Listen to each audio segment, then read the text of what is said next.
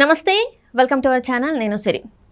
పవన్ కళ్యాణ్ గారు assembly, parliament 2 స్థానాలలో పోటీ చేస్తుంటే అయితే వైసీపీ నేతలు మాత్రం చంద్రబాబు నాయుడు గారిని టార్గెట్ చేస్తున్నారు. అసలు ఎందుకు టార్గెట్ చేస్తున్నారు? ఈ అంశాన్ని మనకి వివరించడానికి మనతో పాటు ఉన్నారు ప్రముఖ senior journalist, political analyst C S Rao garu. నమస్కారం సార్. నమస్తే శ్రీ. సార్, ఇప్పుడు చూస్తున్నట్టయితే పవన్ కళ్యాణ్ గారు 2 చోట్ల నుంచి, అంటే అసెంబ్లీ ఇంకా పార్లమెంట్ 2 స్థానాల నుంచి పోటీ చేస్తుంటే వైసీపీ నేతలు చంద్రబాబు నాయుడు గారిని టార్గెట్ చేస్తున్నారు. అసలు ఎందుకు చేయాల్సి వస్తుంది సార్ వాళ్ళు? అంటే ప్రత్యర్థుల్ని టార్గెట్ చేయడానికి ఏదో ఒక అంశం చాలు. ఏ పార్టీకైనా, ఏ రాజకీయ పార్టీకైనా, not only YSR Congress party, ఏ పార్టీకైనా ఒక అవకాశం దొరికిందంటే దాని మీద టార్గెట్ చేయడానికి రెడీగా ఉంటాయి. ఇప్పుడు వైఎస్ఆర్ కాంగ్రెస్ పార్టీ దొరికినటువంటి ఒక అస్త్రం ఏంది చంద్రబాబు నాయుడు మీద దాడి చేయడానికి అని అంటే, పవన్ కళ్యాణ్ 2 చోట్ల పోటీ చేస్తున్నారు. 1 అసెంబ్లీకి, 2 లోక్సభకి అనేది బయటకు వినిపిస్తుంది. ఇంకా అఫీషియల్గా అనౌన్స్ చేయలేదు. జనసేనాని పవన్ కళ్యాణ్ లోక్సభకి కాకినాడ నుంచి పోటీ చేస్తున్నారు. అసెంబ్లీకి వచ్చేటప్పటికి పిఠాపురం నుంచా, లేకపోతే గాజువాక నుంచా, లేకపోతే తిరుపతి నుంచా అనేది ఇంకా ఫైనల్ కాదా. సో పిఠాపురం నుంచి అని చెప్పి కొంతమంది అంటున్నారు, కొంతమంది కాదు తిరుపతి నుంచి అంటున్నారు. ఇలా రకరకాలుగా అంటూ ఉన్నారు. సరే, ఎక్కడి నుంచైనా సరే ఒక అసెంబ్లీ, ఒక లోక్సభకి అయితే ఆయన పోటీ చేయబోతున్నారు అనేది బయటకు వచ్చిన తర్వాత చంద్రబాబు నాయుడు తొక్కేసేటువంటి ప్రయత్నం చేస్తున్నారు పవన్ కళ్యాణ్ని అనేటువంటి ఒక స్లోగన్ అందుకున్నారు. పవన్ కళ్యాణ్ని ఢిల్లీ పంపిస్తున్నారు. చంద్రబాబు నాయుడు చాలా చాకచక్యంగా ఇక్కడ అడ్డం లేకుండా ఆంధ్రప్రదేశ్లో చంద్రబాబు నాయుడు, అందుకే వెన్నుపోటుదారుడు అంటాడు చంద్రబాబు నాయుడిని. చంద్రబాబు నాయుడు పొడిచేటువంటి పోట్లు ఇలానే ఉంటాయి. పవన్ కళ్యాణ్ దాసోహం అయిపోయి ఆయన గుడ్డిగా నమ్మేస్తున్నాడు చంద్రబాబు నాయుడిని. రాబోయేటువంటి రోజుల్లో లోకేష్కి అడ్డం లేకుండా ముందు నుంచే చంద్రబాబు నాయుడు ప్లాన్ వేసి పవన్ కళ్యాణ్ని ఢిల్లీకి పంపిస్తున్నారు అని చెప్పి ఒక ప్రచారం చేస్తూ ఉంది వైఎస్ఆర్ కాంగ్రెస్ పార్టీ. అంటే అదొక అస్త్రం. అదొక అస్త్రాన్ని చేసుకొని చంద్రబాబు నాయుడు మీద దాడి చేయడానికి వైఎస్ఆర్ కాంగ్రెస్ పార్టీ ట్విస్ట్ ఇస్తుంది. ఎందుకు ఆ విధంగా ట్విస్ట్ ఇస్తుందంటే, సమయానికి అనుకూలంగా అలాంటి వర్డ్ దొరికింది, అలాంటి అవకాశం దొరికింది, దాన్ని ఎస్టాబ్లిష్ చేసే ప్రయత్నం చేస్తుంది. రాజకీయపరమైన దాడులు ఇలానే ఉంటాయి. ఇప్పుడు పవన్ కళ్యాణ్ ఇక్కడే ఉండాలి, అసెంబ్లీలో తన వాణిని వినిపించాలని చెప్పేసి జనసైనికులు అనుకుంటున్నారు. సో కాబట్టి ఆయన ఆంధ్రప్రదేశ్ అసెంబ్లీలో ఉండాలి, ఢిల్లీకి వెళ్ళడానికి లేదు, లోక్సభకి, ఢిల్లీలో పార్లమెంట్కి వెళ్ళడానికి లేదు అని చెప్పి ఇప్పుడు కొంతమంది జన సైనికులు. ఇటీవల వరకు ఏం జరిగింది? పవన్ కళ్యాణ్ అసలు సీట్ల షేరింగ్ విషయంలో చంద్రబాబు నాయుడుకి ఏది చెప్తే అది అన్నారు. అది కాదు, మాకు పవర్ షేరింగ్ కావాలి అనేటువంటి ఒక అభిప్రాయాన్ని తీసుకొచ్చారు. అంటే జనసేనలోనే 2 రకాల వాదనలు తీసుకొచ్చారు. ఇది ఒక చాకచక్యం వైఎస్ఆర్ కాంగ్రెస్ పార్టీది. ఏం చేశారు? ఒకళ్ళేమో పవర్ షేరింగ్ అంటారు. వైఎస్ఆర్ కాంగ్రెస్ పార్టీలో ఉండేవాళ్ళే వాళ్ళేమంటారు, పవర్ షేరింగ్ అడగచ్చు, పవర్ షేరింగ్ అడిగితే చంద్రబాబు నాయుడు ఇస్తే అప్పుడు ఓకే, కానీ పవర్ షేరింగ్ ఇవ్వకుండా పొత్తు పెట్టుకోవడం ఏందని వీళ్ళే అంటారు వైఎస్ఆర్ కాంగ్రెస్ పార్టీ. అదే మాటల్ని జనసేనలో ఉండేటువంటి వాళ్ళు కూడా అంటారు. జనసేనలో ఉండేటువంటి వాళ్ళు 2 వర్షన్స్ వినిపించారు ఇటీవల వరకు. ఏంటి?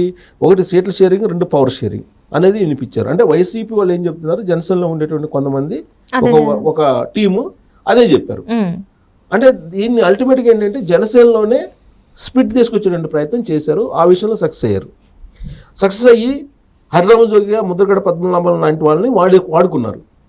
ఇప్పుడు సీన్ కట్ చేస్తే వాళ్ళిద్దరూ వైఎస్ఆర్ కాంగ్రెస్ పార్టీలో జాయిన్ అవుతున్నారు. ముద్రగడ పద్మనాభం 14వ తారీఖున వైఎస్ఆర్ కాంగ్రెస్ పార్టీలో జాయిన్ అవుతున్నారు. హరిరామ జోగయ్య ఆల్రెడీ వాళ్ళ అబ్బాయిని వైఎస్ఆర్ కాంగ్రెస్ పార్టీలో జాయిన్ చేశారు. అంటే ఇప్పటి వరకు వీళ్ళిద్దరూ జనసేనలో ఉంటూ, జనసేనకు మద్దతు పలుకుతూ, సానుభూతి పరులుగా ఉంటూ వైఎస్ఆర్ కాంగ్రెస్ పార్టీకి అనుకూలంగా కోవర్టిజం చేశారు. ఇదే విషయాన్ని తాడేపల్లిగూడెం సభ వేదిక చేసుకొని పవన్ కళ్యాణ్ అదే చెప్పాడు. సో మీరు కోవర్టిజం చేస్తున్నారు, అది నా దగ్గర చెల్లదు. నా పార్టీ బలం ఎంతో నాకు తెలుసు. నాకు 24 అసెంబ్లీ స్థానాలు చాలు, 2 లోక్సభలు చాలు. నాకు పార్టీ నిర్మాణం లేదు గ్రామ స్థాయిలో, కాబట్టి నా బలం ఏందో నాకు తెలుసు, నా వ్యూహాలు నాకు తెలుసు. మీరు నాకు లెటర్లు రాయ అవసరం లేదు, మీరు వైఎస్ఆర్ కాంగ్రెస్ పార్టీకి కోవర్టిజం చేస్తున్నారని చెప్పారు. ఆ రోజు నుంచి వాళ్ళిద్దరూ సైలెంట్ అయిపోయి వాళ్ళిద్దరు వైఎస్ఆర్ కాంగ్రెస్ పార్టీ వైపు వెళ్ళిపోయారు. అప్పటి వరకు వాళ్ళు ముసుగేసుకున్నారు, జనసేన ముసుగేసుకుని వైఎస్ఆర్ కాంగ్రెస్ పార్టీకి పనిచేస్తూ ఉన్నారు. సో ఎప్పుడైతే పవన్ కళ్యాణ్ ఆ విషయం తెలుసుకొని ఒక స్ట్రాంగ్ వార్నింగ్ ఇచ్చారో, ఆ ముసుగు తీసేసి వైఎస్ఆర్ కాంగ్రెస్ పార్టీలో వాళ్ళిద్దరూ జాయిన్ అవుతున్నారు.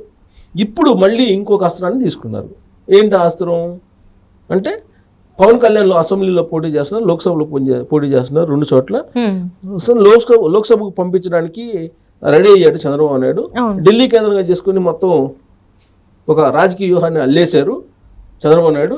కాబట్టి లోక్సభకు పోటీ చేసి కేంద్ర మంత్రిగా చేయాలనేటువంటి ప్రయత్నం, కేంద్ర మంత్రిగా ఢిల్లీకి పంపించడానికి పవన్ కళ్యాణ్ని చంద్రబాబు నాయుడు రెడీ చేస్తూ ఉన్నారు. ఇది లోకేష్ రాజకీయ భవిష్యత్తు కోసం చంద్రబాబు నాయుడు చేస్తున్నారు అని చెప్పి వైఎస్ఆర్ కాంగ్రెస్ పార్టీ ఒక స్లోగన్ను అందుకుంది. ఇదే అంశాన్ని, ఇదే వ్యాఖ్యల్ని జనసేనలో ఉండేటువంటి కొంతమంది టీము అందుకున్నారు. మళ్ళా పవన్ కళ్యాణ్ ఢిల్లీ పంపిస్తున్నారు, చంద్రబాబు నాయుడు వెన్నుపోటు పొడిచేటువంటి ప్రయత్నం చేస్తున్నారు పవన్ కళ్యాణ్కి అని. సో ఈ విషయంలో పవన్ కళ్యాణ్కి స్పష్టత ఉంది, చంద్రబాబు నాయుడుకి స్పష్టత ఉంది. ఎందుకు వైఎస్ఆర్ కాంగ్రెస్ పార్టీ ఆందోళన చెందుతుందా లేకపోతే మైండ్ గేమ్ ఆడుతుందా అనేది అర్థం కావట్లేదు. ఇప్పుడు వాళ్ళిద్దరి మధ్య పొత్తు కానీ, సీట్ల షేరింగ్ కానీ, ఇవన్నీ కూడా ఆ రెండు పార్టీలకు సంబంధించినటువంటి అంశం. ఆ రెండు పార్టీలు విధానపరమైనటువంటి నిర్ణయాలు లేదంటే మేనిఫెస్టో అంశాలు ఒకవేళ కనుక సిద్ధాంతాలకు విరుద్ధంగా ఏదైనా ప్రకటిస్తే వాటి మీద నువ్వు విమర్శించిన వైఎస్ఆర్ కాంగ్రెస్ పార్టీ ఓకే, కానీ వాళ్ళు వ్యక్తిగతంగా వాళ్ళు అవన్నీ ఆ పార్టీకి సంబంధించినటువంటి సంస్థాగత నిర్ణయాలు అవి. సో వైఎస్ఆర్ కాంగ్రెస్ పార్టీకి సంబంధించిన సంస్థాగత నిర్ణయాల మీద వీళ్ళే అంటలేదు కదా. ఇప్పుడు సంస్థాగత నిర్ణయాలు వాళ్ళు ఎన్నో తీసుకున్నారు, కానీ ఇక్కడ సంస్థాగత నిర్ణయాలు ప్లస్ వాళ్ళు ఉమ్మడి వేదికగా ఏర్పడి, కూటమిగా ఏర్పడి వాళ్ళు ఎన్నికలకు వెళ్తున్నారు. వాళ్ళ ఎజెండా చెప్పారు క్లియర్గా. ఏంటి ఎజెండా? జగన్మోహన్ రెడ్డిని దించడమే మా ఎజెండా, రాష్ట్ర ప్రయోజనాలు కాపాడటమే మా లక్ష్యం, ఇదే చెప్పారు కదా. ఇంతవరకు క్లారిటీ ఉంది కదా, దీని మీద మాట్లాడాలి. కానీ వాళ్ళు ఏం చేస్తున్నారు, పవన్ కళ్యాణ్కి పవర్ షేరింగ్ ఇవ్వట్లేదు. పవర్ షేరింగ్ ఇస్తారా ఎవరు? పవర్ షేరింగ్ అడగాల్సింది పవన్ కళ్యాణ్ కదా. నాకు పవర్ కావాలి, నేను ముఖ్యమంత్రి కావాలని, నాకు అనుభవం లేదు, నేను ముఖ్యమంత్రికి సరిపోనని చెప్పి ఆయనే చెప్తున్నాడు కదా.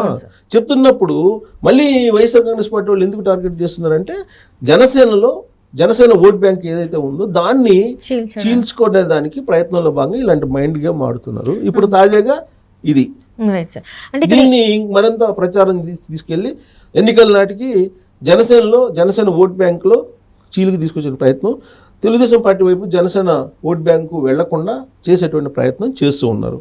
దీన్ని పవన్ కళ్యాణ్ మళ్ళీ ఎలా అడ్డుకోగలరు? ఇప్పుడు మొన్నటి వరకు జరిగింది, ఇటీవల వరకు జరిగినటువంటి ఆ పవర్ షేరింగ్ వాటన్నిటిని వాళ్ళిద్దరి ద్వారా చేయించారు కాబట్టి ఆ ముసుగుని తొలగించగలిగారు పవన్ కళ్యాణ్. ఇప్పుడు వస్తున్నటువంటి దీనికి ఏ విధంగా వాళ్ళు ఆయన పవన్ కళ్యాణ్ చెక్ పెడతారనేది చూడాలి. ఎందుకంటే లోక్సభకు పోటీ చేస్తున్నారు, లోక్సభకు పోటీ చేసి లోక్సభకు కేంద్ర మంత్రి అయితే ఇంకా బెటరే కదా. రాష్ట్రానికి కావాల్సినటువంటి రాష్ట్ర ప్రయోజనాలే కావాలి కాబట్టి ఆయన రాష్ట్రానికి కావాల్సిన అన్ని కూడా అందించే అవకాశం ఉంది కేంద్ర మంత్రి అయితే. ఎన్డీఏలో భాగస్వామ్యం ఎలాగ ఉన్నారు కాబట్టి బహుశా అలా ఉండొచ్చు. ఇప్పుడు ఇద్దరు చంద్రబాబు నాయుడు, పవన్ కళ్యాణ్ ఇద్దరు అసెంబ్లీలో ఉన్నందువల్ల రాష్ట్రానికి ప్రయోజనాలు నెరవేరు అనే ఉద్దేశంతో ఇద్దరు ఒకళ్ళు సెంటర్లో ఒకళ్ళకి రాష్ట్రంలో ఉండే నిర్ణయం తీసుకుని ఉండొచ్చు, అంతే కదా. కానీ దాని రాజకీయ కోణం నుంచి మలచడంలో వైఎస్ఆర్ కాంగ్రెస్ పార్టీ చాలా ఎక్స్పర్టైజ్ అయింది మైండ్గా మాటంలో అని చెప్పి మనం విశ్లేషణ చేసుకోవాలి. Right sir, right. Thank you so much sir. Thank you.